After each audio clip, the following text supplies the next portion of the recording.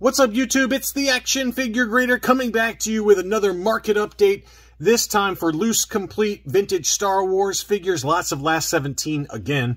I've got some die-cast, I've got some play sets, really interesting stuff here, and I just thought that I would put one of these together. It seems like, based on the number of views, that you guys like these videos a lot because you don't like grading, and that's okay. If you're watching my channel and you only wait for these videos, that's okay. I try to appease everybody with these videos. So I wanted to kind of show you guys some loose and ungraded items that you maybe want to add to your collection. So let's dig in. The first one we've got is a Lily Letty Made in Mexico Death Squad Commander with the correct blaster.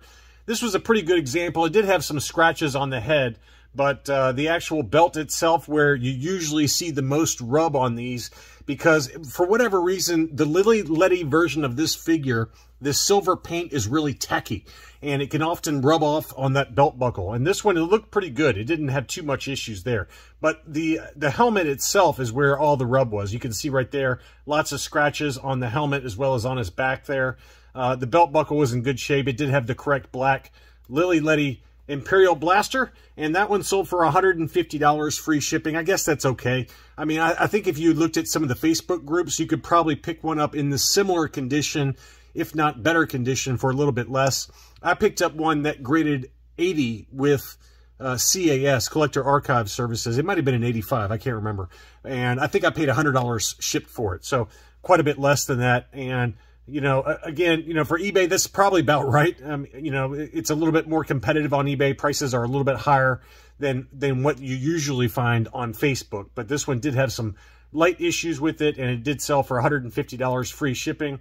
Next up was a 12-inch Princess Leia, and this one was complete with the box. The box did have a shaved proof of purchase, unfortunately, which I'll try to show you. And the box, you know, it was opened, the item was unused, and it was 100% complete with the comb inside the little baggie, all the paperwork and things like that. There was a photo somewhere, I don't know where it is now, that did show the proof of purchase was shaved off, but overall, pretty good shape overall, and $350, one bid on that one, $17.25 shipping on that one. So these 12-inch figures are really great. I wish I had more room for them because they really do display nicely inside of like an Ian's GW acrylic case or something like that. But or, you know, obviously graded. But you can pick them up for relatively inexpensive, new, unused, but open box versus a mint and sealed box example. That was in really good shape for $350. Next up, we got a Blue Snags. This Blue Snags was in pretty good shape. It did have the infamous torso discoloration that does happen on these Blue Snags. The boots were in pretty good shape, just very, very light wear to those. But yeah, it's really just that torso discoloration that's a common problem with the Blue Snags. And that one did sell in a buy it now situation for $500 plus $30 shipping. It seems like ones that are in worse shape tend to go for anywhere from $360 to $425. This one was overall in really great shape though, and I think that's probably about right for what Blue Snaggletooth goes for these days. Next up was another pretty famous variant, and that's the Red Bar R5 D4. We've documented a few of these that have sold either at auction or in buy it now situations. This one was a buy it now, and overall in really great shape. It just had a little bit of sticker yellowing there, but you can see very clearly on the left-hand side that orange rectangle has been filled in, which makes this variant very desirable. And that one did sell in a buy it now situation, probably about 80 grade condition, 80 plus maybe. And that one sold for, again, for $500 plus $565 shipping. So pretty good deal on that one. And now it's time for some die cast. And here was one that I did have in a what to buy video here recently, and this one was in really mint condition, and it sold for a lot more money than I expected. I was expecting this one to sell for like $65 to $75, and this one was down in Australia, and it sold for big money, $212.50 Australian dollars, which is about 138 US dollars. So that's a big number there. But admittedly, that TIE Fighter, Vader's TIE Fighter, was in very, very good shape, very clean paint, no chipping at all. And again, 138 bucks on that one. Next up was a die-cast X-Wing. This one was here in the U.S., and another one that looked to be in pretty much flawless condition. I mean, it was very, very clean. This is one I do not have in my collection. That one sold for 66 bucks plus $7.85 shipping. But I mean, if you look at it, it looks very clean. One of the big problems with this die-cast X-Wing is that the wings are plastic and they do tend to discolor and yellow over time. But this one was in really fantastic condition overall. For $66, that was a steal of a deal. Next up, we had the die-cast Y-Wing, and this one is complete with the very hard-to-find bomb. This bomb is, you know, that bomb alone sometimes can go for $60 or $70. The X-Wing itself was in pretty rough shape. You can see a lot of scratches on that one.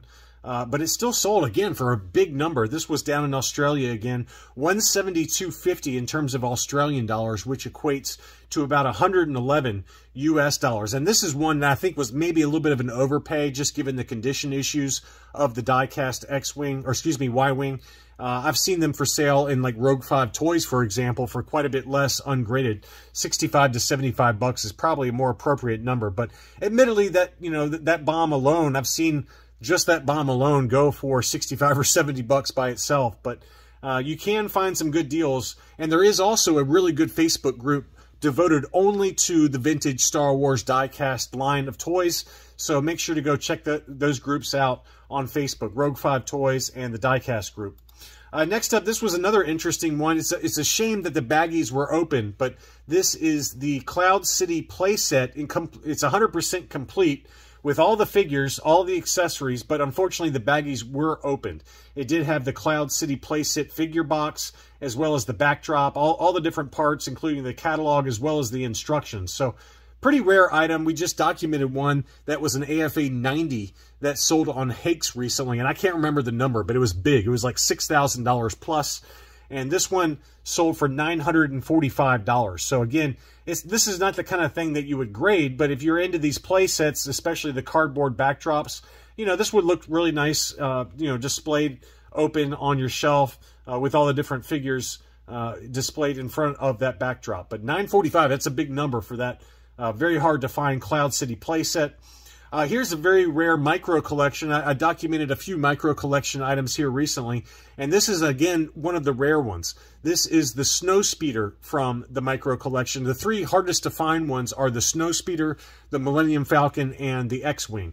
And this one is the Snowspeeder, and it included all of the figures inside the original paperwork. So this is kind of an unused item with the insert as well as the box. And that one sold for $262.67 plus shipping. So another hard to find one, and there it is right there. It looks very similar to the vintage 3 3/4 inch scale Snowspeeder, but this is the micro collection version.